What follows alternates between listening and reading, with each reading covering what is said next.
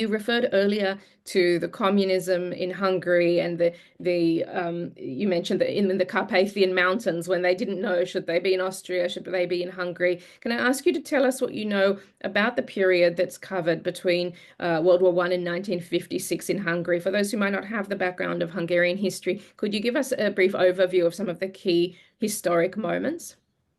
Well, I don't know all the details about World War One, but my dad's father was a captain of a ship, a Red Cross ship in World War One in the Black Sea. If we flash back to 1890s and before, the Jews in Europe were well treated. It turned after the turn of the century and after World War One. Admiral Horthy after World War One was one of the Hungarian rulers. The Jews did not feel they thought he was a Jew hater. They had the Red Terror, the White Terror, then the rise of fascism. So we're talking about the 20s and 30s. 20s, I guess, were pretty good. My dad was just a kid then.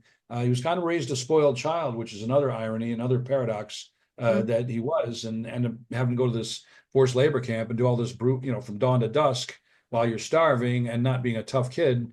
And believe me, it toughened him up. But his integrity and his intelligence and his being able to outwit the Nazis was an amazing feat.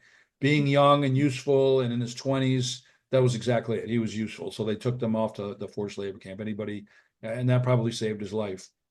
So 1938, 1933 was the real rise of fascism. Of course, it was the Great Depression. I think poverty had something to do with it. Hitler had the military machine going and took advantage of all these countries that just weren't ready for that. Poland, Hungary, Czechoslovakia, Romania, Ukraine. They even thought they were going to conquer Russia. It ended up badly in the end.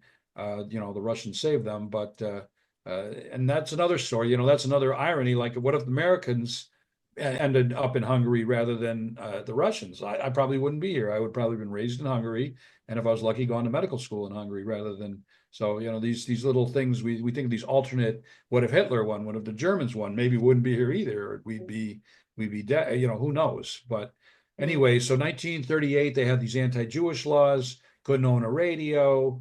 Limited time outside, very, very shunned over time. They had newspapers. The newspapers back then were like our social media now. There were newspapers by these anti-Semitic people that they were spreading the word against the Jews.